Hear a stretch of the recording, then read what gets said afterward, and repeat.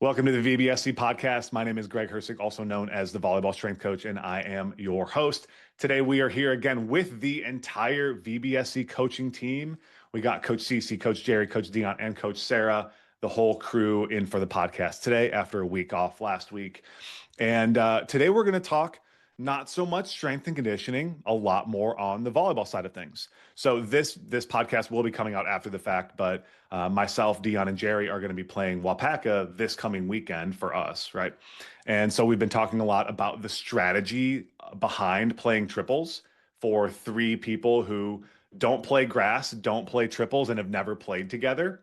So CeCe did come up with the idea of talking about more in-game strategy on the podcast today, and more on the volleyball side of things, less on like the lifting and nutrition side of things. So we're going to run through a few different things, some things that kind of like we focus on, some things that we see when we do film review, because we do film review with all of our one-on-one elite coaching clients. And so we're going to dive into some of the things that we have found very powerful with that. So I'll go ahead and get started. There's two I want to go through, so I'm going to start with one. And I wanted to start with the thing that made me a decently high level attacker at the Division I level, being like an undersized 6'4" player who doesn't really jump that high, right? At one point in my senior year, I was our best pin hitter. I was leading the entire country in Division I, Division II, and Division III in kills per set for a little bit of time. And there was a big mentality shift for me around how I had to play volleyball, because I wasn't like the big, just bouncing balls, show ball type of plays anymore. That wasn't going to cut it, and it wasn't working for me up until this point. So the biggest thing that I got that was an advantage is I just became a smarter hitter, and I couldn't use my athleticism. I couldn't use my height. So I became smarter. And the big thing that I had, it was kind of two things. One is I had like my different shots that I would look for. So I was never good at like a hard cross shot. So it would be like two to two. I was a lot better at swinging line. So I would look to swing line if I had the opportunity. And if I didn't have the opportunity, it's always going to be a high flat to the deep corner. So it's like every time I get a set, and I still do it, I'm like, the first thing I'm looking for is like, do I have that line? If I identify based on the set location and the blocker location, if I don't have that line, I'm going to default and I'm going to go high hands, deep corner. And that's usually my thought process. Now it's like having these go-to shots in my head that I want to hit, instead of being like purely reactive to whatever the block and the set are doing. The other thing that I did a lot was just massively using the block to my advantage and just tooling the heck out of the block on every possible opportunity that I had, and using them essentially to be my biggest accessory to scoring points. And the vast majority of the points that I scored through my D1 career were tools off the block, whether it was swinging outside of the court, off of the fingertips, in the seams, down the net, like getting used to that really high, choppy swing and just scoring tons of points by like not being overly aggressive and not being afraid of the block. I think a lot of times attackers think of like the blocker as this infallible wall where if you hit any part of it, you're immediately getting stuff block. And that could not be further from the truth. Most blockers are not very good. And so if you can just hit them somewhere, you have a much higher likelihood of scoring a point. And so that was very effective for me. And sometimes now I still have to remember that that's very effective. Like if I'm playing fours, if it is a bigger blocker, instead of trying to hit around the blocker every time, I just tool the heck out of them and they get frustrated, and then I get in their head and I score more points. So it works out great. So that was the big one for me. I know, CeCe, this was your idea, so I will pass to you next to see kind of what you were thinking. Yeah, I think a big thing was obviously Wapaka coming up. A lot of big tournaments in the summer and like leading into the fall, both grass, beach, and indoor. And also from an in-person coaching perspective, working with my high schoolers and working in the club scene right now. And just the past seasons of coaching, I think a big thing for me that has worked a lot for my teams is just exploiting the other team's weaknesses, especially for like high schoolers. They focus so much on like all the big things that the other team is doing. Like, oh, she can hit really hard. Like, if we just line up with her, she's just going to hit right into the block. So I think just focusing on what the other teams can't do and trying to exploit that, right? So if there's a passer and serve receive that is just having a rough day, we're going to keep serving her until eventually the coach is going to sub her out. And, same thing with the attacker, right? If her only power shot is, hitting into that cross, right, we're just going to set up our block and force her to hit something else. So I think thinking more about, okay, what is the other team not good at, and how can we use that to our advantage as a team to, gain points, not more easily, but just more effectively, instead of trying to just power through it with, harder hits or things like that, just trying to gain points based off of their mistakes. You reminded me of one of the most frustrating things I see in film review, which I am also guilty of, which is where you serve and you get an ace, and then you don't do the exact same serve again right after that. And I do this all the time, because part of it is like, it depends on how much I care about. If it's like a league or if it's like a tournament, like that's a very different thing. But it's like if you serve and you get an ace or you get them out of system, do the exact same thing again. Just do the exact same thing. Because sometimes people in their head, they're like, oh, well, they screwed up. Like, they're not going to screw up again. They're going to make the adjustment. And it's like, find out. make them prove to you that they can make the adjustment. And because like more often than not, it's like, cool, I got an ace. Now I'm going to serve this person over here. And then now I just made an error. Right. That was, big one. You just reminded me of that when you brought that up, because I think I just talked to somebody about that on film review last week, because they did exactly that. They like got an ace, served the other person, made an error. And I'm like, what are we doing? Why'd you do that? What are we doing? I feel like a lot of like I'm guilty of that. Like there's been times where I ace someone with a flow serve and then I'm like, ooh, okay, I'm gonna throw up a spin serve and hit it at 100 and whatever kilometers an hour, and then I miss, and it just happens. Like it is what it is. Part of it is like Not an the play, ego though. thing where it's like, I play Yeah. I play a lot of fours right now, and it's like, cool, I aced you. It's like, now can I ace you? And can I ace you? It's like kind of go through the whole team.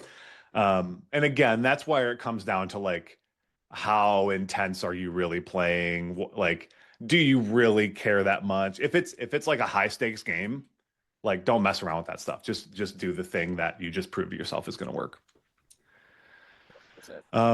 I know you guys had some good ones. Gerry, I know I had a question about when we were talking before, so jump in with yours and we'll take it from there.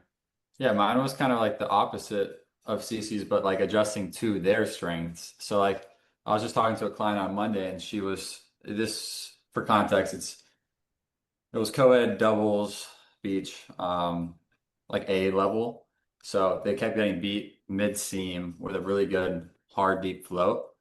And yeah, you can talk about technique, getting behind the ball and all that, but simplest fix is just pinching middle, making sure you take away their number one best attack, which in this case was a serve, and making sure she's not hitting that twice. And then give up some of that line. Because like most of the time with especially like the lower divisions, they do one thing really well. They have an amazing high line, amazing cut. You take that away, they don't really have much. So if you take away that mid-seam serve, give up or allow you them to give some line, it yields typically a good result. And actually, just got a text from her saying that she played them again yesterday for the league, and with the first few serves, kind of figured out exactly how much mid they wanted to take, and then they ended up beating them 2-0. So that was huge. Did that text come in between when we talked about this before and when you brought it up now? No, Because no, I was going to say that would be crazy. That would be super funny. Yeah, so just a little bit of pushback on that too, because it's like those things don't necessarily have to be opposites, right?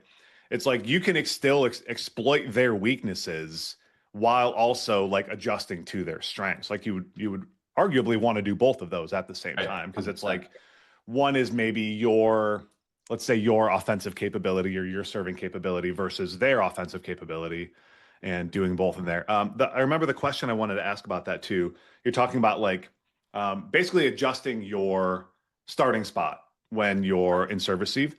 Do you recommend people do that immediately? Or because when I've done that, I've gone on the toss.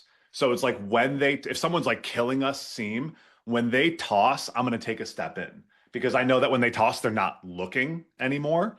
And so they may not know that I stepped, and then it's just like right in your lap as they do it. So do you have a thought on that?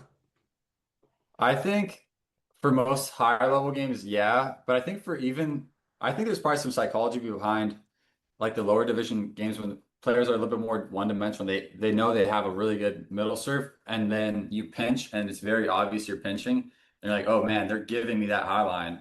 I'm gonna go try hitting the high line because like they're giving it to me and like they serve out. So I think it's kind of like you can kind of play around with it depending on, but yeah, I'm sure they both have their place. Yeah.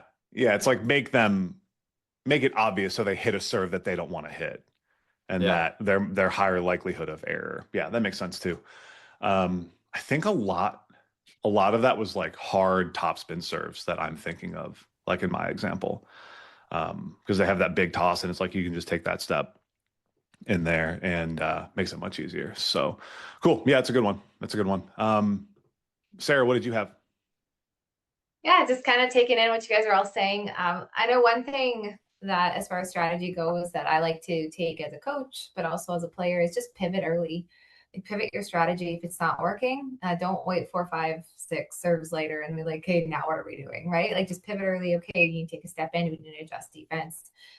That is one thing that has worked for us. And I was just thinking back to like Gerry's comment on beach, and you're right. Yeah, some of these like I play a quad fours, and then we actually came into that exact situation with this one server. It was right down the seam, and I'm like, okay, what do we have to do, guys? Let's pivot, and it worked, and we actually forced them. They served right out, and I'm like, see, it was great, it was awesome. So just pivoting early, adjusting early, yeah. I think that's something that I've also personally become better at is like making those immediate changes, but like that introspection, but in a very positive way. So it's like, okay, you make an error. It's like you have the 15 seconds in between a point to be like, okay, what did I do wrong? Can I identify that? Now I can fix it this time. And it has to be in a very positive. It's like, I did it again. I suck, whatever, blah, blah, blah. Like it's not thinking about your errors in that way. It's thinking about them as far as like, okay, now what do I have to adjust on this? Do I need to shrug my shoulders? Do I need to change my platform angle? Do I need to change where my feet are? And if you can get really good at that, like immediate reflection in the effort of like improving for the next point, like you can just continually like immediately become a better volleyball player. So yeah, I think that's a really good point and kind of relates. I thought of one more that I want to get to, but I want to hear what Coach Dion has to say first. Yeah, cool. Yeah, I changed my mind from the last 15 minutes. I don't want to talk about the thing that I want to talk about before. So I'm changing pace here. And I kind of want to rhyme off of what you said, Greg. And like you were talking about how you had to figure out like better ways to score based on, who you were as a player. And I think that is just like a really good point is like know who you are as a player, know your strengths and use your strengths. I think like one of the biggest things that my coaches tried to teach me in college was that like for me as a player, I jump high and I hit hard, and I also maybe have a habit of trying to bounce the ball sometimes. Whereas like my coaches would just tell me, go up, hit the ball high and hard, and then they're not going to be able to stop you. Why would you try to bounce the ball and bring them into your game? Like if you can go over top of the block, then go over top of the block or use the top of the hands.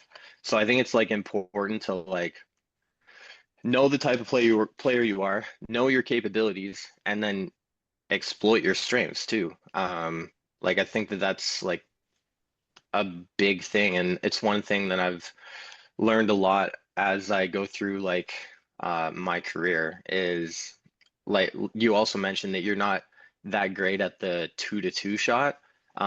For me, I'm not that great at that sharp cut shot either. And that's something I've had to learn the hard way by just missing it over and over again. So then when I miss it, I'm just like, all right, let's go back to the basics and do what I'm good at here.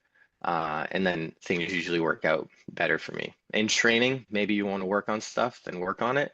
But in game, use what you're good at, I think is the big thing I wanted to say. Yeah, that's not the time to like learn a new shot when you're like in a match, right? Yeah, it reminded me like, because my coach said this to me and I never forgot about it. We were playing a match. We were like warming up doing hitting lines at IPFW. I was either a sophomore or a junior. I might have been a junior. And we were just doing hitting lines for our normal warm up, and I hit a ball like as the opposite deep corner, about like in the corner as you can get, right? In the far corner. And he looked at me, he's like, if you just do that every single time, you will get a kill 90% of the time. And I was like, oh. And I know like he had probably said that to me a dozen times or more. But it's like in that moment, having like that, what it felt like, where he's like, just do that. And like I could immediately take to that. And I was like, oh, that's right. I can just score like that all the time. And it made a huge difference. Like that led to, having that really high hands, deep corner shot that I became really good at, because of that one moment of the coach, like being able to tell me that that's exactly what that was. And yeah, I've been working on my hard cut shot a lot lately in fours, because it's like, if you just hit a normal cross court shot in fours, the defender is standing right there. They're just cutting off the corner. So like I've had to learn to angle a little bit more and like get that hard like outside body line a little bit more. And it is extremely satisfying when you do finally find it. Or if you like, in fours you have the blocker that peels off. If you just like blow up the blocker that peels off, that's the best. I do quite like that. The other thing that I wanted to talk about, because this is probably the number one thing that I see from clients who are beach players, is just patience.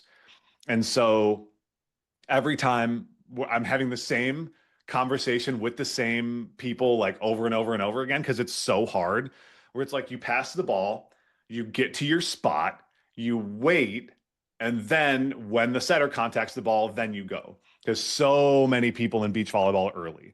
They really want to like think they're running this faster tempo than they need to.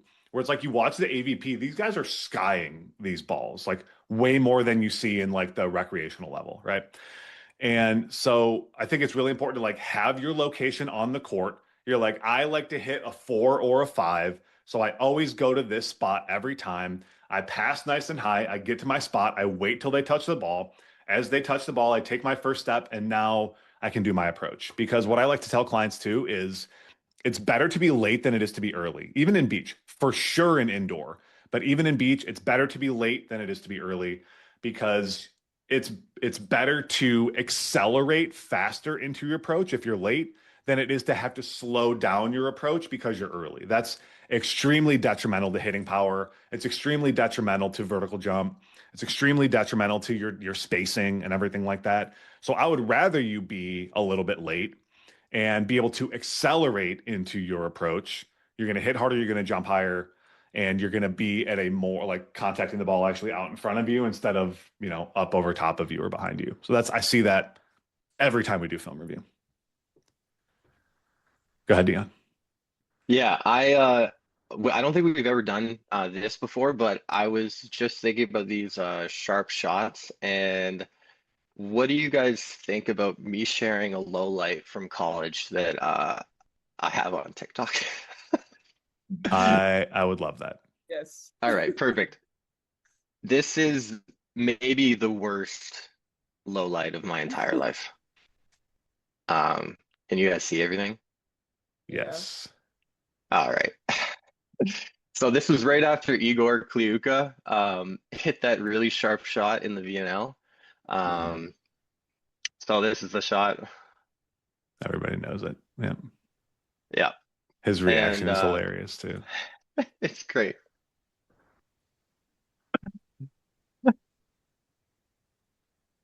Oh. Oh.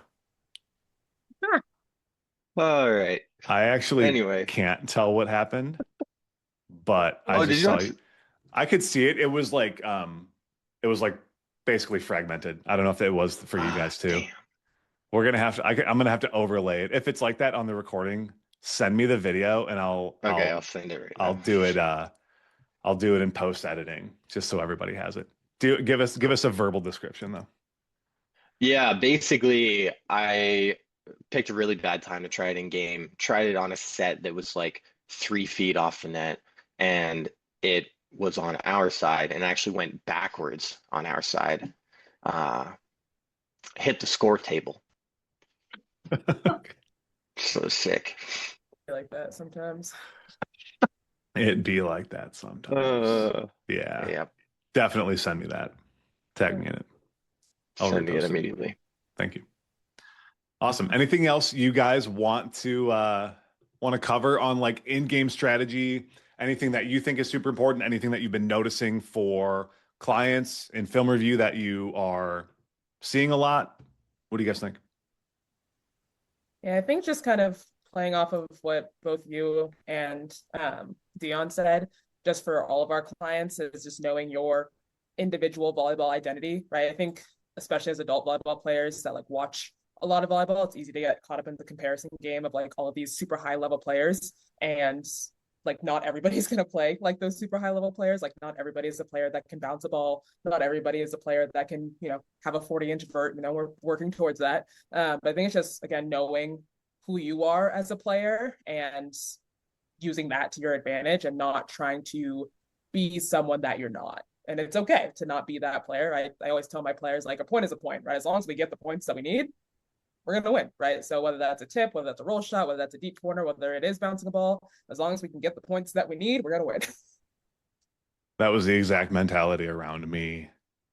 Like a point is a point no matter what. Like a bounce ball where, off the 10-foot line counts the same as chipping a roll shot off of the lock into the antenna. Like it's the same amount of points. That was a big thing for me. Love that. Anybody else with some closing wisdom?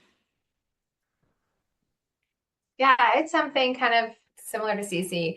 Like I had this one client, he played beach 5 times last week, full-time, works full-time hours, and gets a little frustrated with himself, but he's worked so hard, his vert's improved, his back's doing so much better, his arm swing's doing better. And I'm like, are you having fun? Are you loving the game? And he goes, absolutely, it's the best thing ever. I'm like, don't forget that. Like in your pursuit of excellence, in your pursuit of getting better, and he is, don't forget to have fun and enjoy the journey. Yeah. So this is something he took away, and I love that. Just got to have fun. So I had that conversation with a client a couple years ago. This was maybe CeCe was with me at this point, or maybe it was before like any of you guys. And we had to have that conversation where like he was getting so down on himself about like the errors and everything he was making. And I'm like, the whole point of any of us playing at this time of our lives is to have fun.